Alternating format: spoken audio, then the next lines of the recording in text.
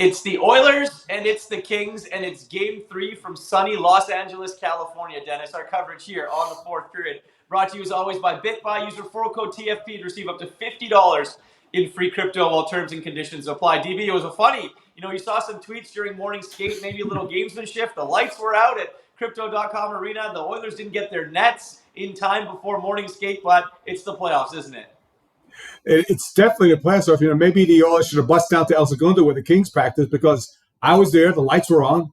The nets were on the ice. But, it's just that time of year when you're trying to get any particular edge. And, the Oilers were on the ice early, but they said, 11:30 is 11:30 here in Los Angeles. So for once, they stuck by the clock. That's awesome.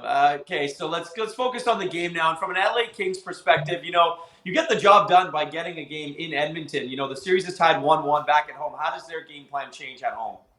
They have to revert back to what they did in Game 1. They can't put up another performance like they did in Game 2. Got beaten every facet of the game. Went in the penalty box again, hurt them again. A shorthanded goal, a power play goal, an even strength goal.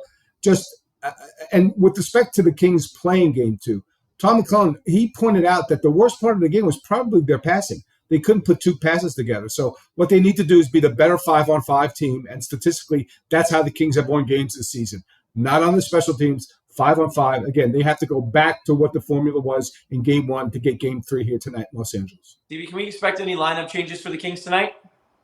Yeah, one looks like Todd wouldn't 100% confirm it, but it looks like Rasmus Kupari will be in for Quinton Byfield.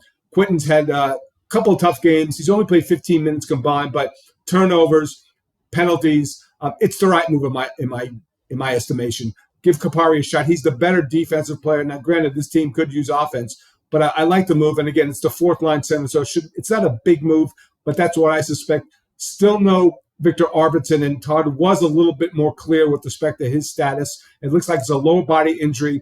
He did hurt his knee in Buffalo in March.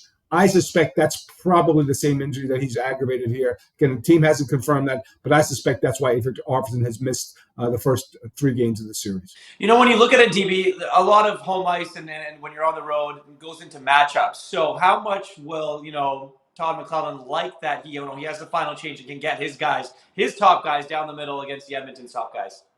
Yeah, I think in this case it doesn't matter because you know what you're going to get. You're going to get Kopitar against McDavid. You're going to get Draisaitl against Danault. And who's ever going to be better that night?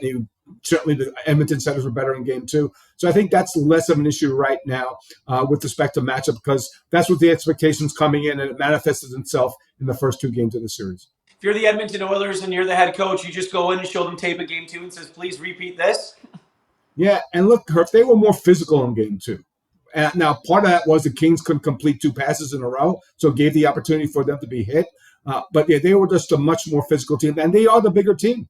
They're bigger up front. The Kings have a smallish defense. They have guys like Jordan Spence and Sean Durzi and Mikey Anderson.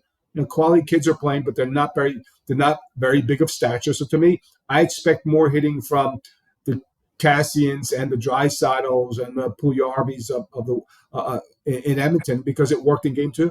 DB, thank you so much for this. Really looking forward to Game 3 tonight in LA between the Oilers and the Kings.